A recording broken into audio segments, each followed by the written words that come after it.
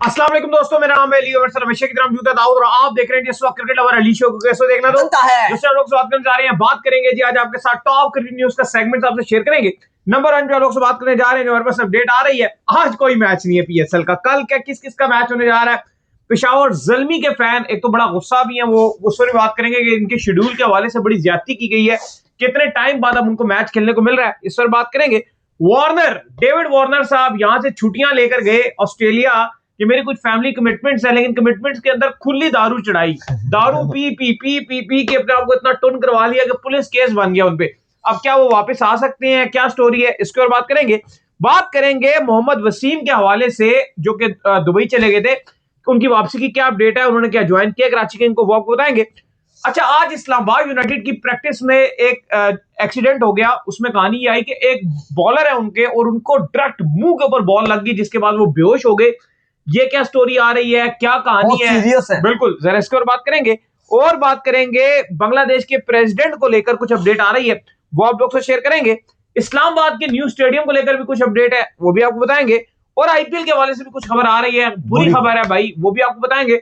और पाकिस्तान के red ball का कैंप भी लगने जा रहा है, ये क्यों लग रहा है भाई, ये क्या कहानी है, वो भी आप लोग से शेयर करेंगे। तो अगर आप हमारे चैनल पर पहली बार आए हैं, चैनल को आप सब्सक्राइब करें, साले के बारे में बात का आगाज करते हैं नंबर खबर के साथ। जो खबर आ रही है, तो सबसे नंबर खबर आ रही है वो यही आ रही है कि आज पाकिस्तान सुपर लीग में कोई मुकाबला नहीं खेला जाएगा। कल से दाऊद साहब मुकाबलों का दोबारा से आगाज हो रहा है। कौन कौन आमने सामने आ रहे हैं? देखिए, आज छुट्टी का दिन था और वैसे तो रावलपिंडी और इस्लामाबाद में भरपूर किस्म की जो है बारिशें चल रही हैं, लेकिन अब जो पीएसएल का जो मेला है वो अब शिफ्ट हो चुका है कराची में। आज चूंकि कोई मैच नहीं था, लेकिन अब कल से कराची की लेग स्टार्ट हो रही है। अब कराची में तो बड़े बड़े वादे थे, मैक्सवेल के हवाले से भी अपडेट थी कि वो कराची की लेग में अपनी हैदराबाद किंग्समैन को ज्वाइन कर लेंगे, लेकिन अभी तक जो मैक्सवेल है उन्होंने अपनी टीम को ज्वाइन नहीं किया। तो बहरहाल आई होप के वो जल्दी उनकी अपडेट आ जाएगी, क्योंकि हैदराबाद का कल मैच भी है पेशावर जल्मी के साथ। लेकिन उन्होंने जो अपडेट दिया था वो यही दिया था कि जैसे ही हम कराची शिफ्ट होंगे, लबुशन बोल रहे थे कि ग्लेन मैक्सवेल शामिल हो जाएंगे। अच्छा, इसके अलावा कराची लग का तो स्टार्ट हो रहा है, लेकिन अली साहब पेशावर जल्मी भी अभी तक पीएसएल में ऐसा लग रहा है कि सिर्फ बिल्कुल ही उनको ना होने के बराबर मैचेस मिले हैं। फैन सवाल उठा रहे हैं कि यार ये आपने कैसी शेड्यूलिंग की, और हम लगातार इस पर बात कर रहे हैं इतने दिनों से कि यार आपने ये जो भी आपकी लाहौर की लगती है, इसमें जल्मी को एक उनका बारिश की नजर हो गया मैच, एक उन्होंने खेला, बस एक ही खेला, तो आपने उनको खेलने का मौका ही नहीं दिया। अब वो सारे सिर्फ एक मैच, हाँ, अब वो जो कराची में खेलेंगे वो बैक टू बैक मैचेस खेलेंगे। नहीं, गलत था ना, आप थोड़ा सा शेड्यूलिंग को बेहतर कर सकते थे और बीच में आप मैच दे सकते थे। आपको पता भी है कि पेशावर जल्मी एक बड़ी फ्रेंचाइज है, बाबर आजम उनकी तरफ से खेलते हैं और उनकी फैन फॉलोइंग इतनी स्ट्रांग है, जिसको लेकर आपको इतना तो होना चाहिए कि उनको हम एटलीस्ट एक्शन दें। आप मुल्तान के सुनिए, मुल्तान खेल चुका है 5 मैच, वो तो 5 मैच, और आपका इस्लामाबाद ने भी 4 मैच खेले भी हैं, कोयटा और रावलपिंडी ने भी 4-4 खेले, बाकी सारे 4-4 या 3 भी हैं, चलो। लेकिन जो आप कुछ टीमों ने 3 भी खेली है, लेकिन पेशावर जल्मी को सिर्फ 2 मिले हैं। अब अनफॉर्चुनेट सीन ये रहा है कि 2 में से भी उनका एक धुल गया। तो कहने को आप ये बोलोगे कि सिर्फ अभी तक उनका एक मैच हुआ है, सिर्फ एक मैच। तो ये बहुत अनफॉर्चुनेट शेड्यूलिंग है कि अब वो सारे के सारे मैचेस खेलेंगे। तो ये भी एक बहुत अजीब बात है। मीम्स भी शेयर कर रहा है ट्विटर पे, स्टिल टुमारो, भाई क्या कहानी है। अच्छा, इसके बाद जो खबर आ रही है वो आ रही है डेविड वार्नर को लेकर। और खबर दाऊद साहब ये आ रही है कि डेविड वार्नर जो यहाँ से पाकिस्तान सुपर लीग से छुट्टियां लेकर जो अपने घर रवाना हुए थे, वहां पर पहुंचे और वहां पर उन्होंने एक जाहिर बात है फैमिली की एक जो भी था इवेंट उन्होंने अटेंड करना था। और वहां से जब वो वापस निकले तो कहानी ये सामने आ रही है कि फुल शराब नोशी भाई साहब ने की हुई थी। और जब उनको पुलिस ने वहां पर रोका ऑस्ट्रेलिया में, तो जो एक शराब की मिकदार होती है, उनका एक टेस्ट किया गया, वहां पर जो शराब की मिकदार है उनकी बॉडी में वो ज्यादा पाएगी। स्ट्रेट फॉरवर्ड उनको लेकर जाया गया और उनके ऊपर पुलिस केस दर्ज हो गया है, जो कि एक बुरी खबर भी हो सकती है कराची किंग के लिए।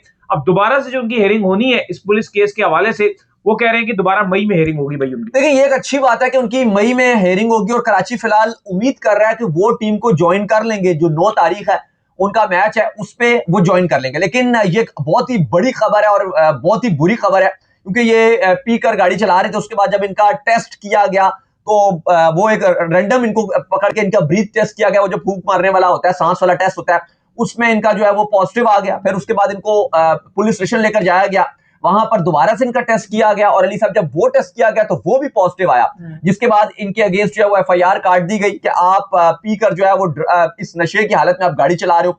ये बहुत ज्यादा पीने वाला काम बाहर तो बहुत ही कॉमन रहता है, लेकिन हॉलीडेज में गए थे और कुछ पर्सनल रीजंस की वजह से गए थे, लेकिन पीकर गाड़ी चला रहे थे और ये कहानी काफी खराब रही है। ये पीने पिलाने वाले जो है ना, ये अभी तकरीबन कुछ 4 से 5 दिन पहले की बात है। मैं और दाऊद साहब बिल्कुल एक हॉरिबल जो एक्सीडेंट है उससे बचे हैं। मैं गाड़ी के अंदर बैठा हुआ था, फ्रंट सीट पे साइड पे, ये पीछे से गाड़ी का डोर खोल रहे थे, इनसे खुल नहीं रहा था। इन्होंने कहा चेक करो यार, खुल नहीं रहा। तो मैं उतर के इनके लिए दरवाजा खोलना शुरू हो गया, इनसे भी नहीं खुल रहा था, हमें पता भी नहीं चला। मतलब सिर्फ और सिर्फ आंखों से यूं करके यूं मुड़ कर देखा है। ये सेकंड में सीट की बात करो, ड्राइवर के जो साथ सीट होती है, मुड़ कर देखा तो पीछे से किसी कोई भाई आया और उसने शराब वगैरह पी हुई थी और उसने मोटरसाइकिल पूरी ताकत से हमारी गाड़ी में मारा। और यकीन कीजिए अल्लाह पाक ने, मतलब हमारी टांग, हड्डियां शड्डियां, सब कुछ अल्लाह पाक ने बचाया। कुछ समझ नहीं आई कि अल्लाह ने कैसे हमारी बचत की। गाड़ी का तो दरवाजा गया, वो कोई 80 की स्पीड पे था और आप समझ लें कि एक तरफ मैं था और एक तरफ अली साहब थे और वो बीच में आके हम दोनों को, बस आप कहें कि हम सेंटीमीटरों से दोनों कैसे अल्लाह पाक ने जो वो बचाया। लेकिन ये बड़ी गलत चीज है, मतलब आप नशे की हालत में तो खैर अली साहब, अब वार्नर के हवाले से अब अपडेट तो आ रही है। अब मजीद, क्योंकि उनकी फ्लाइट भी थी और कराची तो होपफुल तक वो पहुंच जाएंगे, लेकिन जो अपडेट आ रही है कराची किंग्स के हवाले से कि उन्होंने अपना बैकअप प्लान भी तैयार कर लिया और कहा यह जा रहा है कि अगर डेविड वार्नर अवेलेबिलिटी उनकी नहीं होती और वो नहीं पहुंच पाते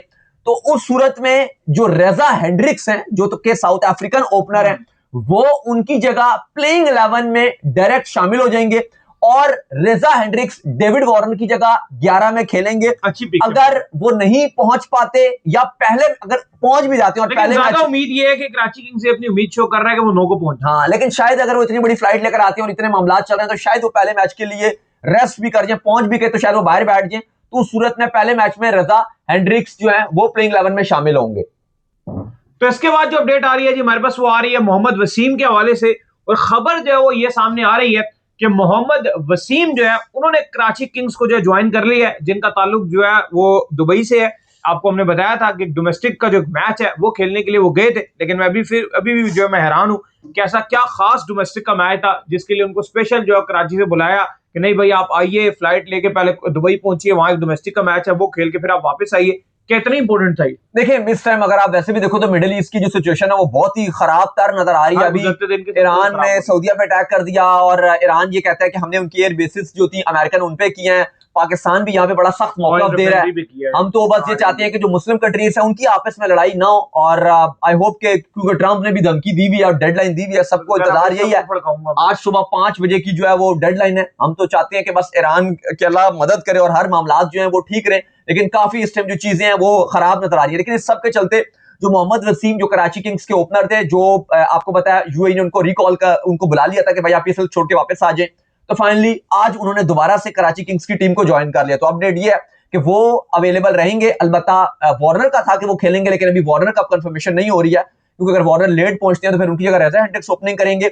लेकिन मोहम्मद वसीम जो है वो अब ओपनिंग के लिए कंफर्म्ड हो गए, क्योंकि वो आज पहुंच भी गए हैं। क्योंकि कल मैच भी अली साहब पेशावर ज़ल्मी और किंग्समैन हैदराबाद का, और आपको पता है कि हैदराबाद को मैं सपोर्ट करूंगा, पेशावर ज़ल्मी को सपोर्ट करेंगे। लेकिन फिर मैं आपको बता दूं, अभी हम बात भी कर रहे थे कि मैक्सवेल के हवाले से जो कराची किंग्स जो हैदराबाद है उसने अपडेट दिया था कि कराची की लेग होगी उसमें वो पहुंच जाएंगे।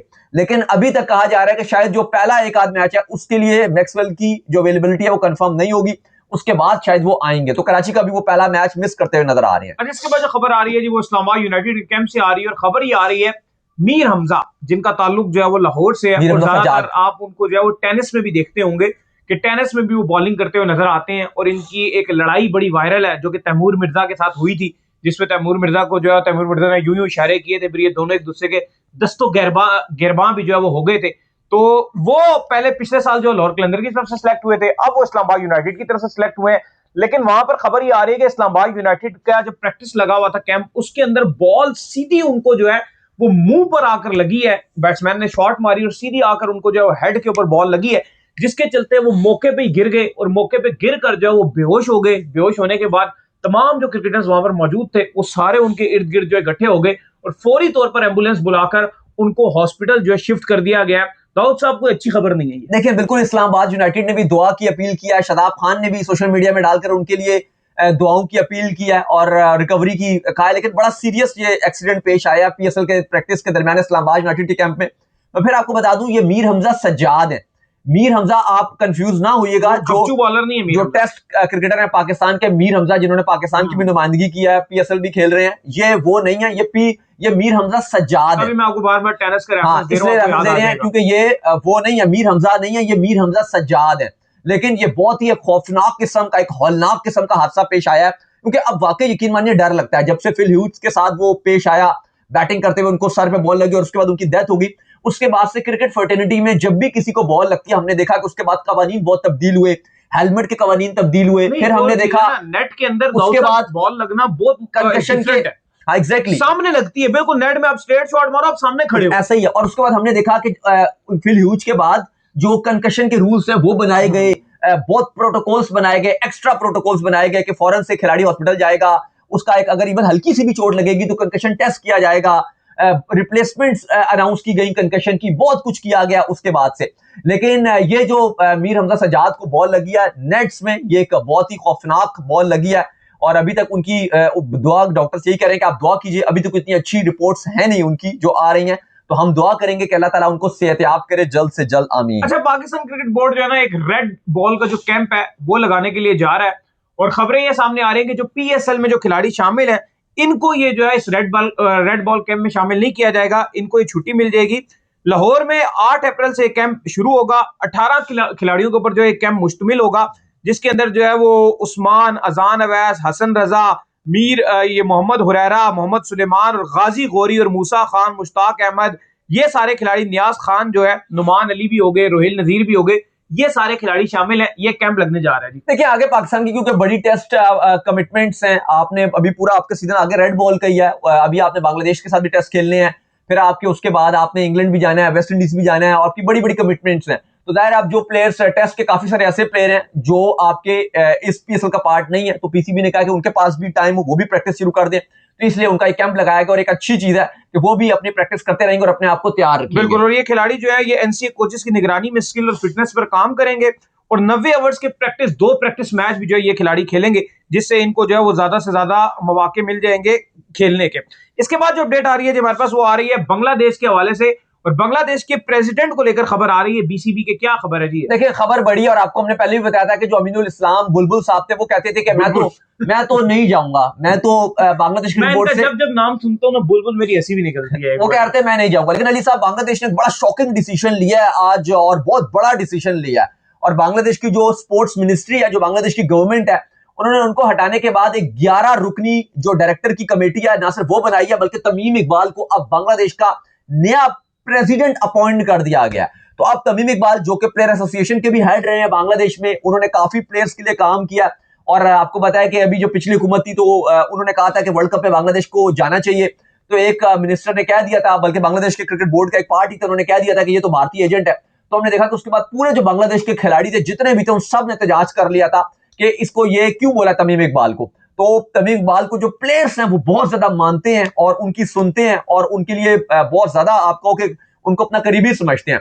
तो ये जो उनकी स्पोर्ट्स मिनिस्ट्री है, उन्होंने तमीम इकबाल को अब बांग्लादेश क्रिकेट बोर्ड का प्रेसिडेंट बना दिया। तो ये एक बहुत बड़ी खबर है, और तमीम इकबाल की सबसे बड़ा जो, अगर आपको मेमोरी रहती है तो एशिया कप में रहती है कि जब उनका हाथ में चोट लगी थी और वो एक हाथ से बल्ला पकड़ कर आ गए थे, वो सबसे ज्यादा हाइप की जाती है और बांग्लादेश की हिस्ट्री में उनको सबसे बड़ा ओपनर भी माना जाता है। अच्छा, इसके बाद जो खबर आ रही है जी वो आ रही है इस्लामाबाद के हवाले से। तो इस्लामाबाद में एक स्टेडियम है जिसको लेकर जो काफी ज्यादा अपडेट्स आती रहती हैं। कभी कहते हैं जी D12 में बनाएंगे, कभी कहते हैं इधर बनाएंगे, कभी कहते हैं उधर बनाएंगे, और ये पिछले तकरीबन 2-3 साल से तो हम इधर बैठे हुए हैं और 2-3 साल से लगातार मैं सुन रहा हूँ। और जब हम किसी से अपडेट भी लेते हैं पाकिस्तान क्रिकेट बोर्ड में, कोई बताता है जी D12 में फलानी जगह पे जगह ले ली है, ये हो गया वो हो गया। अब क्या अपडेट है जी? कोई लॉलीपॉप है या वाकई कुछ बना रहे हैं? देखिए खबर ये आ रही है कि जो CD है उसने एक बहुत बड़ी मीटिंग बुलाई है और उस मीटिंग में फाइनल अप्रूवल दिया जा रहा है स्टेडियम को, जिसके बाद कहा जा रहा है कि काम भी शुरू कर दिया जाएगा। तो बड़ी खबर ये आ रही है कि इस्लामाबाद में जो कहा जा रहा है कि पूरे पाकिस्तान का सबसे बड़ा स्टेडियम बनाया जाएगा,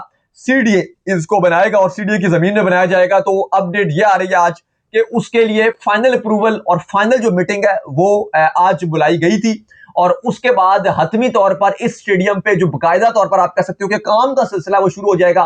कहा जा रहा है पाकिस्तान क्रिकेट बोर्ड और हुकूमत की तरफ से कि ये स्टेडियम पाकिस्तान की हिस्ट्री का सबसे बड़ा स्टेडियम बनाया जाएगा। देखते हैं कि कितने अरसे में फिर ये कंप्लीट होता है, क्योंकि अभी आपको पता है और भी बड़े मामला चल रहे हैं। तो वैसे भी अभी क्योंकि और आपके बहुत स्टेडियम है, जैसे अगर आप बात करो सियालकोट के स्टेडियम के हवाले से भी बात हो रही है, फैसलाबाद का जो स्टेडियम है उस पर आपको भी बहुत काम करना है, हैदराबाद का स्टेडियम भी अभी क्यू पे लगा हुआ है।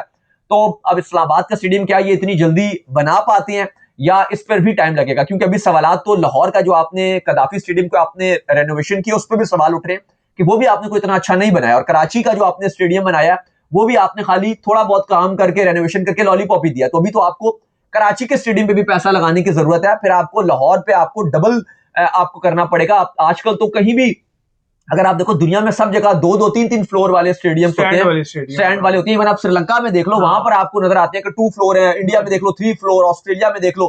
तो ऐसा पाकिस्तान में आपको एक भी स्टेडियम नजर नहीं आता। तो आई होप कि यहाँ पर भी लाहौर का जो स्टेडियम है उसको मजीद अभी इंप्रूव किया जाएगा। अच्छा, इसके बाद आईपीएल को लेकर खबर आ रही है और हसरंगा और पति राणा के हवाले से खबर है, और बुरी खबर है जी। क्या खबर है? लेकिन खबर यह आ रही है कि अभी तक इनको श्रीलंकन क्रिकेट बोर्ड ने एनओसी नहीं दिया। आईपीएल की टीम जो लखनऊ है वो हसरंगा के लिए इंतजार ही कर रही है।